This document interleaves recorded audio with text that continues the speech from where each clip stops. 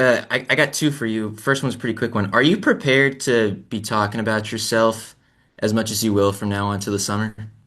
No, hopefully that's what this is for, Stan. You guys can do it for me. So, but there's a lot of stuff coming up that's very exciting. I think the talking aspect of it,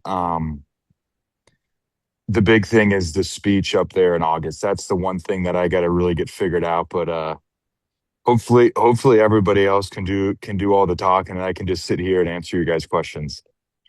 Yeah, that's what I figured you'd say. I wanted to ask about this. Was it you spent your entire career in Carolina? You'll be the first person to do that who has made the Pro Football Hall of Fame because obviously Julius Peppers spent some time in other places. Does that make it how much more special does it make it the fact that you stayed with the Panthers your entire career? I think you look at Pep, and his career was substantially twice as long as mine. So I think that has something to do with it as well. But I think playing in Carolina couldn't have been in a better situation from the people that were there, the city that was there, the guys that were on the team. I think I was very much a product of the people and the system in Carolina. And I think I was just very fortunate to be here the whole time. I loved it. I loved the guys. I loved the city. I loved the organization. Um, so to me, I think it's super cool. You don't have the opportunity in the NFL to play for the same team your whole career. And for me to have the opportunity to play in Carolina with such a great group of people was really special. Great, thanks, man. Hey, Luke, Chris Jenkins, congratulations, sir. Thank you. Hey, a little bit building off of what Alex just spoke about, been your whole career here in Carolina, and then since your career, you've still been very much implanted here at the organization and with the city. Can you elaborate just a little bit on what pull this organization has and this city has on you that makes it special for you? Yeah, I love the organization, the people. I've got so many great friends that I made in the organization. And I got here, I turned 21 a week before the draft. So when I got down here, I was a I was a kid trying to figure everything out. And I think for me, there was a lot of younger people in the organization when I got in. I mean, Ryan Anderson was, you guys all know Ryan.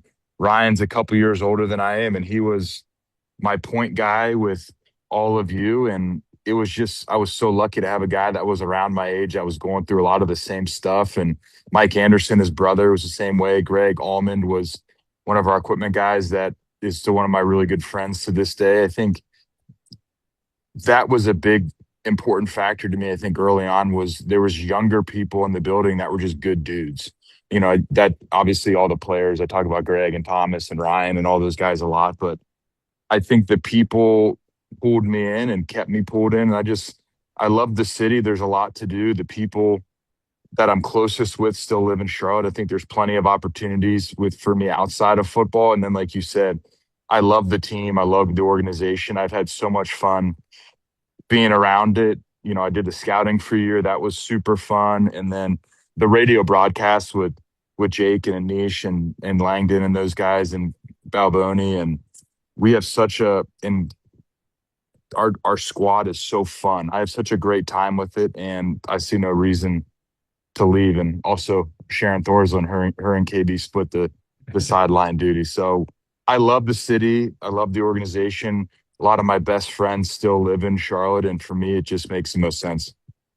And just a quick follow-up with that is, with you being in radio, we get to see you around a lot now, and I've seen you at countless places, and every time I see you, you're recognized and people speak to you, no matter the circumstance. And I've seen you in so many different places. You're still a very gracious and kind person during those times. How did that come about within you, or who influenced that kind of personality within you? I think my parents. I mean, you grew up from such a young age. You're being around two great people that set the tone for your life. My parents were fantastic. They led by example, and what they said they did. So hey, be nice to people. That's all they ever did. Smile at people. That's what they did. You treat people how you want to be treated. That's all they ever did. And it wasn't the rules in our house growing up weren't super complicated. Um, it was just be a good person and it might seem like the hard thing to do in the moment, but in the long term, it usually always pays off for you. And um, I just think it's easier to be nice. I don't know. I feel like it's not that difficult. And then, I mean, Chris, let's be honest, man. Anytime I see people in the facility before the games, everyone wants to talk about football, and I like talking about football. So I feel like we're all kind of there for the same reason. Thank you so much. We'll go with Bill Oberon, followed by Vashti Hurt. Hey, Luke, congratulations. I'll echo everybody's congratulations from here on out.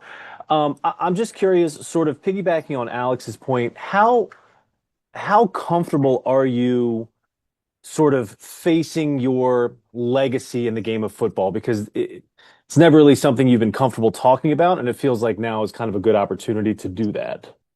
Yeah, honestly, since he asked that question, I've been kind of thinking about it a little bit. And I think the further away I've gotten from, I don't know, I guess was that last week or 2 weeks ago, whatever Super Bowl was, the cooler it's starting to kind of settle in. And I think I always talk about, like Drew, for example, I always talk about how normal it was to play him. Oh, we're playing the Saints and Drew Brees again.